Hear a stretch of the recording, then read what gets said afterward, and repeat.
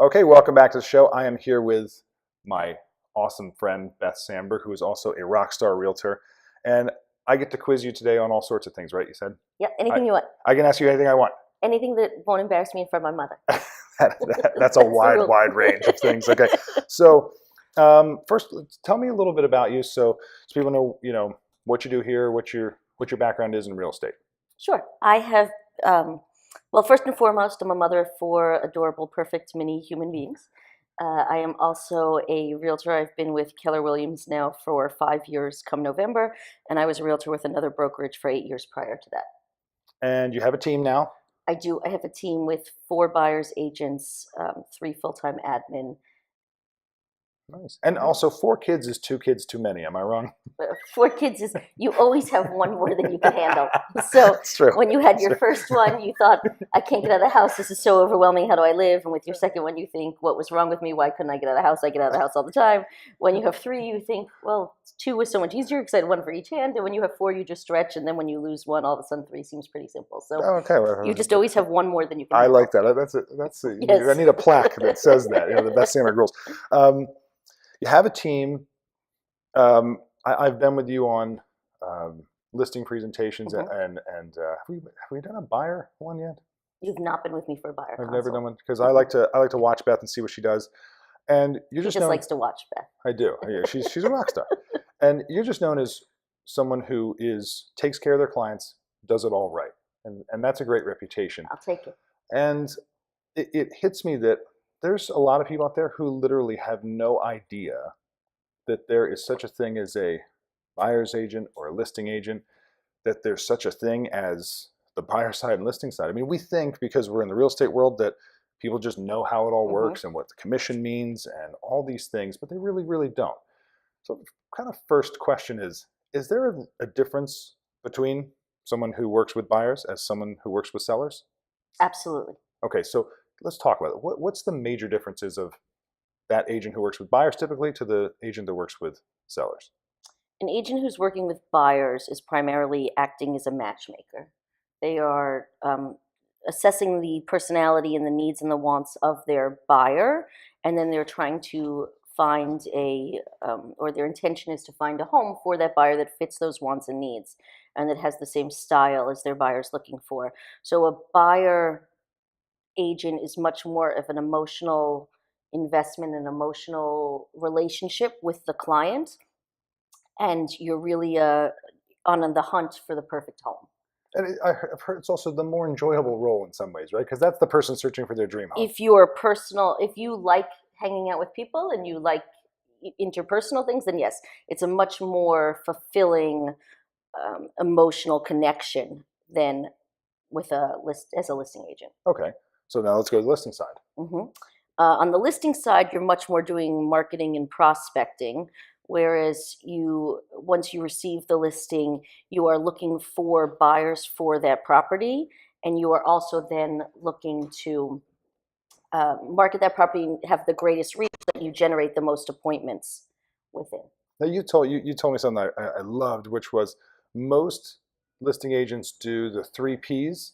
Correct. So Most listing agents put a sign in the ground, put it on the MLS, and then pray that it sells. okay, so put the sign in the ground, Hmm. put it on the MLS. Now people don't know what the MLS is all the time. But what is the MLS? The MLS is the multiple listing system. So that's our multiple listing service. So that's where all of the homes, when you sign a listing agreement with a broker or with a listing agent, the multiple listing service is where the property then generates out and extrapolates out to all of the different websites that are out there. Gotcha. Okay, so and then literally you said they're praying, please sell. Correct. Okay, and then you talk about how you do the fourth. I do a fourth peak, which I call prospecting. So we do circle calls to the neighborhood. We're reaching out to agents who have sold in that neighborhood. We're using social media to target market potential buyers. We're creating materials that we can give to buyers who come into the homes. This way we can let them know about features that might not be visual to them, things like that. And what's the value of that prospecting step?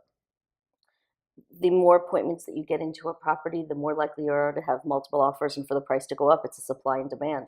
The more people who want the product, the more the product's going to be worth. Yeah, I would contend that that's the thing that people say in their home miss the most. Like what would you rather have, 3 offers or 10 offers? Hmm. And they don't understand that they, I think It's an there's, EBA principle.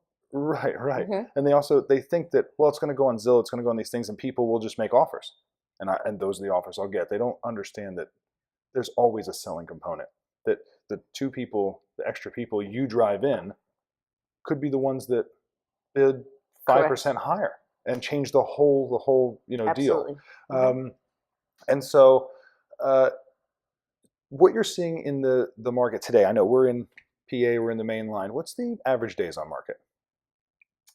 Average days on market in our MLS currently, I believe, is 92 days. I have not checked this week, So but it's about 3 months hmm, now obviously there's properties that have just been on there forever that drive that way correct. up. It's an average. So So there's some that disappear right away, and some that are grossly overpriced and sit and sit and sit.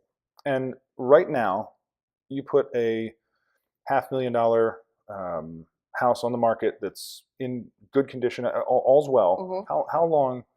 When's that getting off the market? When's it going? Have I priced it properly? Yeah, it's priced well, Within a week. so it's within a week they're gone. Hmm. If you're priced properly within, I say, 10 appointments or 2 weeks, the property Gotcha. should have an offer. And we talk about how in the market today it's a seller's market because something like that, right? We Hmm. can see something selling in 2 weeks. What do you think? Do you think next year that there's still it's a 2 week window with the house priced right? They can fly off or is it going up? I believe a properly priced home will always sell quickly if properly marketed, and the appropriate people know that it's available for sale and you've priced it right, then it will sell. Okay, so I think this is where some people are going to be like, wait a minute, I thought there was this thing, this ebb and flow of buyers, sellers market that houses are going to sit longer. What you're saying is do it right, no matter what market you're in, you're going to get the house sold Correct. in 2 weeks. Correct. Even in a incredibly unbalanced buyer's market, homes still sell, and the homes that sell are the ones that are priced properly. Gotcha.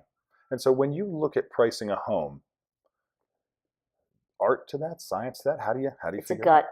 There is no science to it, especially in an area, the suburbs of Philadelphia, where the majority of homes are not cookie cutter builder homes where you have a lot of exact comps for them, where you don't have exact homes that match each other. So you're really using your gut because we don't price per square foot in Philadelphia area. So what you're really doing is you're looking at all of the homes. You have to have been in the homes. This way you know the condition of them so you can properly compare them. And you're pricing it based on other things that have sold, whereas they're not direct comparisons always. Gotcha. So Okay. it's a gut feel. It's just having the experience of being in enough homes and watching the market to know where the market's headed.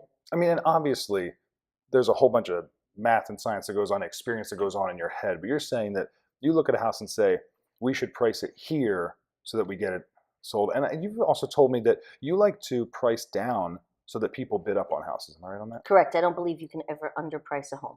Now tell me the story. Is it true there's an agent out there in San Diego who starts every home at $1 or something like Correct. that? He does a comparative market analysis, figures out what he believes the home should sell for, and then he puts it on the market for $1. There's another agent who just did it in the middle of the country, someplace also, I don't remember where, but who also did that recently and got a lot of publicity for it. So there's no reserve auctions for luxury homes, for multi-million-dollar homes. They're also doing that, starting with no reserve, no opening bid, and Hmm. watching the homes price up significantly higher usually than where they thought the comparative, where they thought it should be priced. Are you ever going to try this? Once I find a seller who agrees to Yeah, you're let not me. doing it on me. Okay, I'm not selling a $1 home. Okay. I bring it up at every listing appointment because I believe in the principle. I believe that you can't underprice a home. If you price a home $50,000 under where you believe it should be valued, the market will drive it up. It's a supply and demand. You'll have more people who come in. You'll have more people who are interested. Buying a home is an emotional purchase, and they will bid it up because it's about winning. So don't be afraid to underprice your home initially. Correct. I see. And make sure that if you do underprice your home, that you're listed with an agent who knows how to market an underpriced home, so that you don't come on the market and the first day in the market, the first offer you get, that's the offer you take. You want to make sure that it's marketed properly so that there's time for multiple people to see it and to bid the home up. Okay, and so first of all, I love that. That's very cool. I think a lot of people wouldn't think that. Um, we started off this whole thing about having a listing agent, a seller's agent versus a buyer's. How do you know if someone's a listing agent? Well, how do you go find one? It should be a question that's asked during a listing appointment. What do you do for sellers that you don't do for buyers? Do you also work with buyers? How do you handle the time management of when you're showing properties and an offer comes in? How are you handling that if you're out with another buyer? So those are questions that should be asked Gotcha. during a listing appointment. So it's something you should ask people when you're talking to them, or even before they come out. So if you're wanting to meet with them, is this something you do? Okay. Let's say, obviously, if you're in the Philadelphia area, people want to use you or talk to you. How would they get a hold of you? They can call my office number at 610-520-6546. They can Google me and find my cell phone number, which is really not well hidden.